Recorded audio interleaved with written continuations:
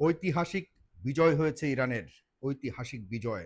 যা যা চেয়েছে ইরান ঠিক সেভাবেই এই চুক্তি সম্পাদিত হবার জন্য মোটামুটি চূড়ান্ত পর্যায়ে আজকে 19 তারিখ গেছে। আজকে জানেন যে আপনারা সুইজারল্যান্ডে গিয়ে ইরান এবং যুক্তরাষ্ট্র দ্বিপাক্ষিক আনুষ্ঠানিকভাবে চুক্তি সম্পাদন করার কথা ছিল। আপনারা অনেকেই হয়তো ইতিমধ্যে শুনেছেন যে এই চুক্তির অনুষ্ঠান বাতিল হয়েছে, সুইজারল্যান্ডে বসা বাতিল হয়েছে। এগুলির কারণ আছে।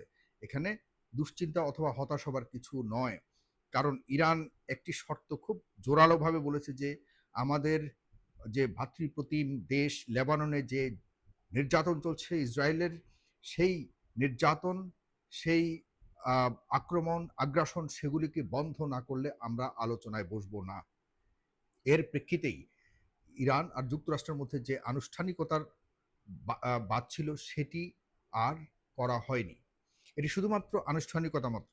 কারণ ইতিমধ্যে ইরান আর যুক্তরাষ্ট্রের দুই দেশের দুই প্রধান ইলেকট্রনিক্যালি ওরা অলরেডি সাইন দিয়ে দিয়েছে। তাদের দ্বিপাক্ষিক চুক্তির মধ্যে মানে তারা দুই পক্ষই সম্মত হয়ে কিন্তু চুক্তিতে সই করে ফেলেছে। সেটা ইলেকট্রনিক্যালি মানে অনলাইনের মাধ্যমে দুই পক্ষই চুক্তিতে সই করেছে।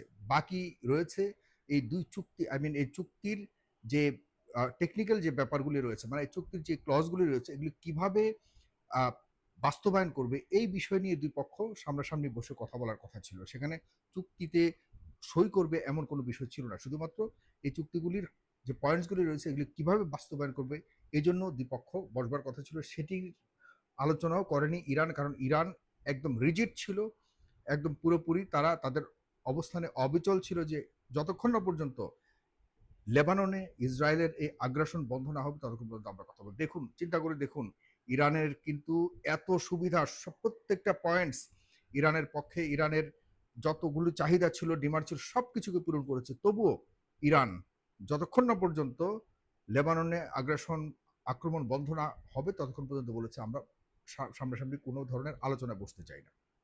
শেষ পর্যন্ত আজকে কয়েক ঘন্টা আগে জেডি ভ্যান্স মানে যুক্তরাষ্ট্রের ভাইস প্রেসিডেন্ট জেডি ভ্যান্স ভয়ঙ্কর হুঙ্কার দিয়েছে ইসরায়েলকে বলে দিয়েছে যে ইসরায়েল, আমরা তোমাদের একমাত্র বন্ধু, আমাদের সাথে এমন তোমরা করো না।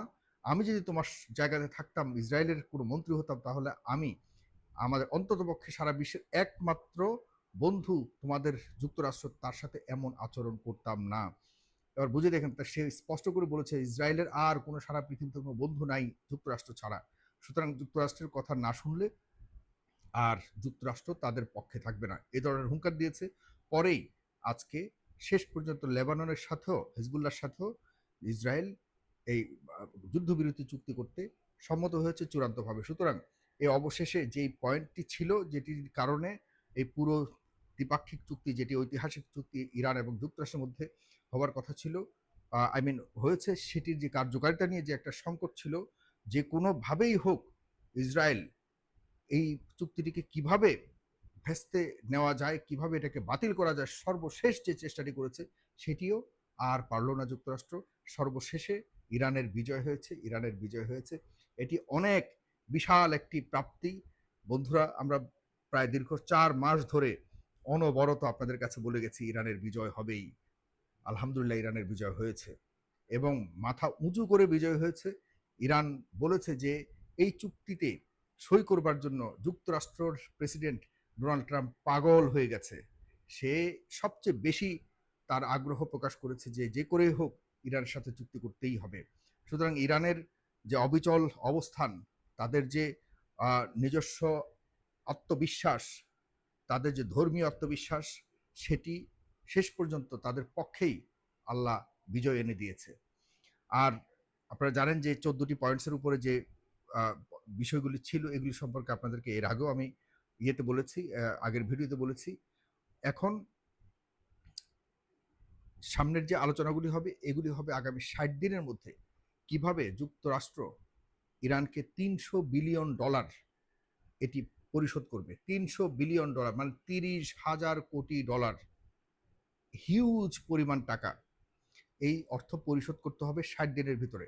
এর বিনিময়ে ইরান যেটি করবে, ইরান বলেছে 60 দিনের মধ্যে কথাবার্তা বলে আমরা আমাদের যে ইউরেনিয়াম এনরিচমেন্ট মানে হলো পরমাণু বোমা তৈরির যে ইউরেনিয়াম এনরিচমেন্টের যে প্রজেক্টটা সেই কার্যক্রম আমরা আপাতত স্থগিত রাখবো। তবে যুক্তরাষ্ট্র যেটি দাবি করেছিল যে এই পুরো প্রজেক্টকে তাদের হাতে হস্তান্তর করতে হবে, সেটি মোটেও না।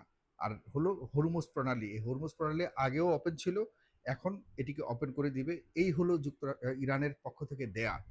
আর নেয়ার মধ্যে প্রায় 12টি পয়েন্টস, যেগুলি সব কিছুই ইরানের নিজেদের দেশের জন্য, নিজেদের সার্বভৌমত্বের জন্য এবং নিজেদের নতুন করে শক্তিশালী ইরানের আগামীর ভবিষ্যৎ গড়বার জন্য, সারা বিশ্বে মাথা উঁচু করে থাকবার জন্য একটা চমৎকার ইরান আমরা দেখতে পাবো। এবং এগুলিতে মোটামুটি সম্মত হয়েছে। সম্মত হওয়ার জন্য মোটামুটি ধরেন সব ধরনের দাবিকেই মানতে বাধ্য হয়েছে। আজকে 18 তারিখ জুন, 19 জুন 2026 আপনাদেরকে আমি কুমিল্লায় বসে এই তথ্যটি দিলাম। তেমন কোনো আপডেটস নাই। মোটামুটি চুক্তি সব কিছুই সম্পন্ন হয়ে গেছে। এখন শুধুমাত্র বাস্তবায়নের পথ সামনে আমরা অপেক্ষা করছি। বাস্তবায়ন তারা কত দ্রুত করে, 60 দিনের মধ্যে সব কিছুই আমরা জানতে পারবো। ধন্যবাদ সবাইকে। দেখতে থাকুন। আরও খবর যদি আসে সেগুলি আপনাদেরকে জানাবার চেষ্টা করব। ভালো থাকুন। সালাম।